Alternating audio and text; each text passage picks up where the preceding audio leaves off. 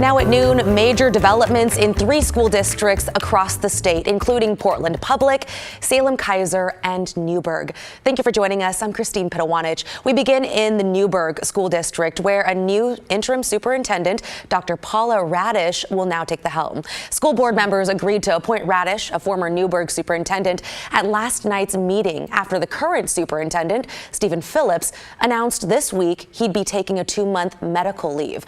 Parents have called for his resignation, putting much of the budget crisis blame on him.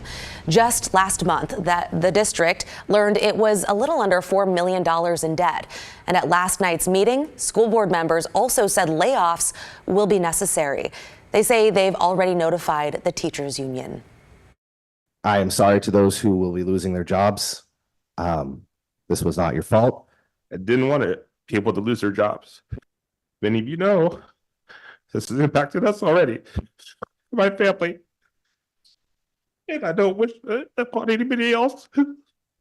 We hear your voice, and I really hope that we can be patient with each other and work towards unity and harmony in the community of Newburgh.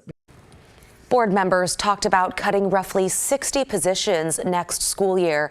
At this point, though, nothing's been finalized. Meantime, the Portland Public School Board adopted next year's budget in its meeting last night with $30 million in cuts. That includes roughly 250 positions.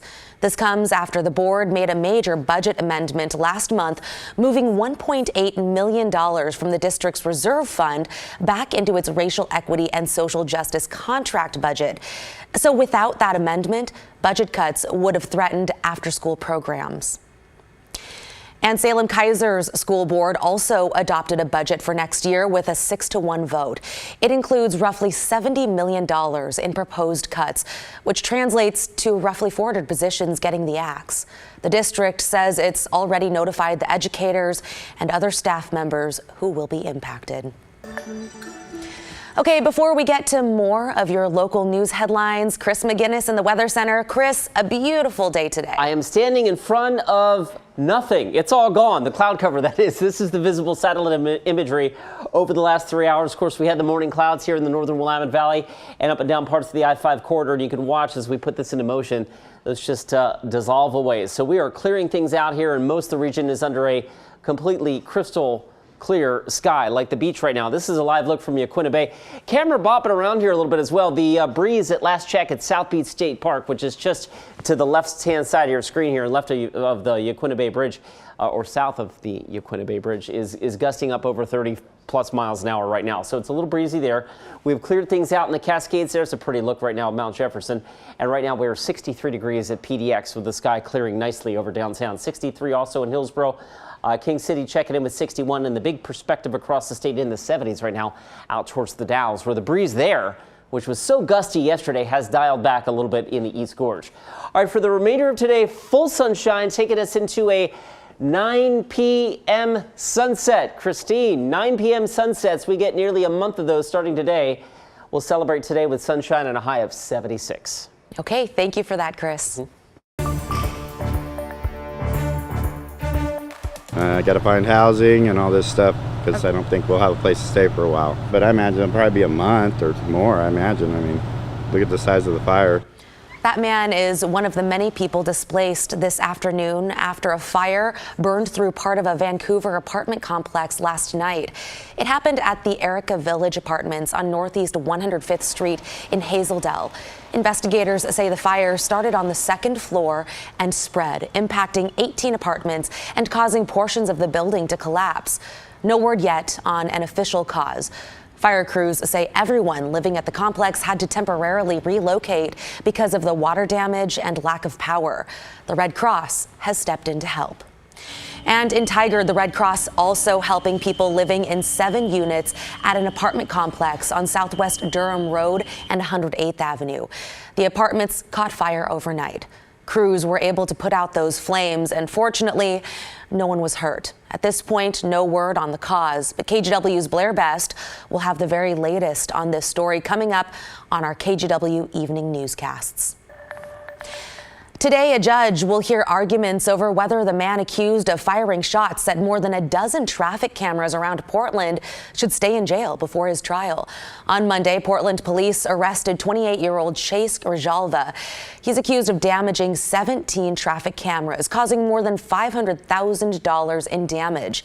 He also racked up 4 speeding tickets in less than 3 months, 3 of them from the same intersection. And from one courtroom to another, where a judge set bail at $200,000 for the man charged with stealing a semi-truck tractor and leading police on a chase from Portland to Vancouver. 39-year-old Jesus Meza Sanchez is facing charges in Washington, with more expected in Oregon.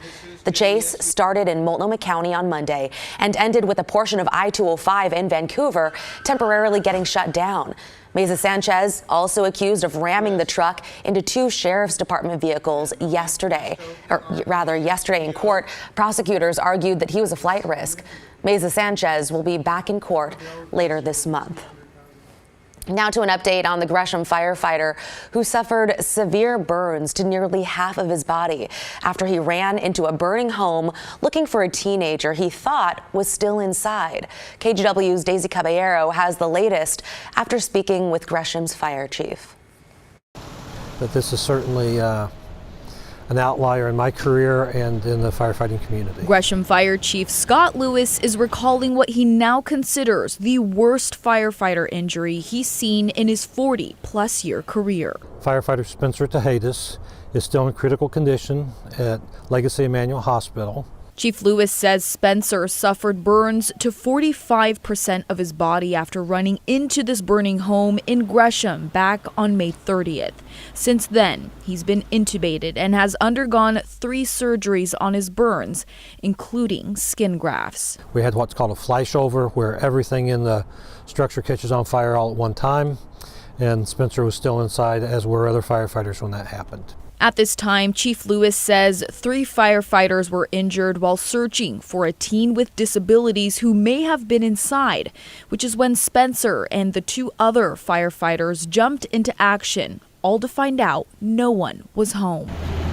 Chief Lewis believes Spencer's skin was burnt from the heat around him and not directly from the flames. Now the department is looking into what exactly took place and ways they can prevent this from happening in the future. You know there's risk. We try to mitigate the risk as much as we can. We buy the very best fire protective clothing for our firefighters that's available on the market. And sometimes even the best isn't good enough. And while Spencer's firefighter family continues to show support any way they can, Chief Lewis has this message to him and his family. Take care of yourself, brother. We're here for you. We're here for his family. We've reached out. We're there every day. We're always a phone call away. We have a responsibility to support Spencer in his recovery and to support his family at this time as well. And that was Daisy Caballero reporting. Investigators say they think a candle may have caused that fire.